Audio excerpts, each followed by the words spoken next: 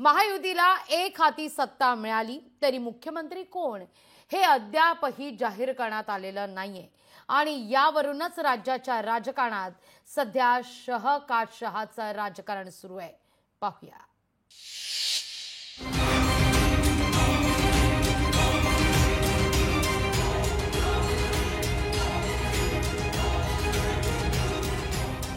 महायुतीला राज्यात एकहाती सत्ता आली असली तरी आता मुख्यमंत्री पदावरून पेच निर्माण झाल्याचं बोललं जात आहे। विशेष करून शिवसेना आणि भाजपमध्ये मुख्यमंत्री पदावरून रस्सीखेच सुरू असताना महायुतीत शिवसेनेने पाठिंबा काढून घेतला तरी भाजप आणि राष्ट्रवादी काँग्रेसकडे बहुमताचा आकडा आहे।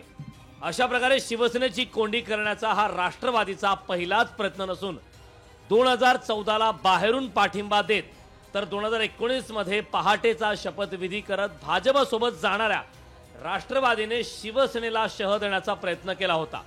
भाजप, शिवसेना आणि राष्ट्रवादीच्या शह काटशह राजकारणावर सध्या राज्यात चर्चा जोर धरते। एकनाथ शिंदे की देवेंद्र फडणवीस महायुतीला बहुमत मिळाल्यानंतर राज्याच्या मुख्यमंत्रीपदाची माळ ही कुणाच्या गळ्यात पडणार हाच प्रश्न प्रत्येक नेत्याला माध्यमातून विचारला जातोय। शिवसेना नेत्यांकडून एकनाथ शिंदे तर भाजप नेते देवेंद्र फडणवीस यांनाच मुख्यमंत्री करावी अशी प्रतिक्रिया देत आहेत। मात्र राष्ट्रवादीच्या नेत्यांनी देवेंद्र फडणवीस यांचे नाव घेतले आणि सर्वांच्याच भुवया उंचावल्यात। जो आंकड़ा बीजेपी के पास है और नैतिकता के आधार पर अगर हम देखें तो देवेंद्र फडणवीस ही मुख्यमंत्री बनेंगे ऐसा मुझे लगता है। एकनाथ शिंदे साहेबांच्या नेतृत्वामध्ये ही निवडणूक लढवली गेली होती। मला वाटतं त्या चेहऱ्याला महाराष्ट्राच्या जनतेने पसंती दिलेली आहे आणि ती पसंती दिल्यामुळे आज त्यांचा तेवढाच अधिकार वाढतो। म्हणून आमच्यासारख्या आमदाराला वाटतं की एकनाथ शिंदे साहेब मुख्यमंत्री झाले पाहिजे। आमचा नेता विधिमंडळाचा अजितदादा पवार यांची सर्वानुमते नेमणूक केलेली आहे। भारतीय जनता पार्टीच्या कार्यकर्त्याची इच्छा आहे, माझी इच्छा आहे, तशा प्रकारचं सुतोवाच आमच्या प्रदेशाध्यक्षांनी केलंय की देवेंद्र फडणवीस साहेब या राज्याचे मुख्यमंत्री झाले पाहिजेत। सध्या तरी भाजप व शिवसेनेकडे असलेल्या एकहाती बहुमतामुळे राष्ट्रवादीला मुख्यमंत्री पद मिळणे दुरापास्त आहे। म्हणूनच भाजपच्या पारड्यात वजन टाकत अधिकची आणि महत्त्वाची मंत्रिपद मिळवण्याचा राष्ट्रवादीचा प्रयत्न दिसतोय।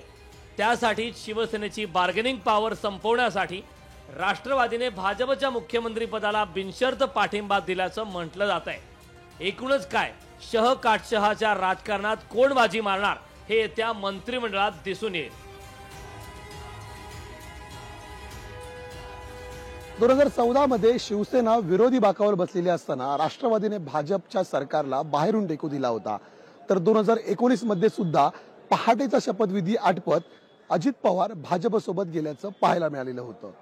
आता 2024 मध्ये सुद्धा शिवसेना आणि भाजपमध्ये मुख्यमंत्री पदावरून रस्सीखेच सुरू असताना राष्ट्रवादीने भाजपला पाठिंबा देत शिवसेनेची गोची केल्याचं पाहायला मिळतंय।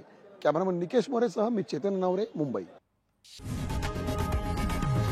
लोकशाही मराठी ऐका, पहा, जागरूक रहा।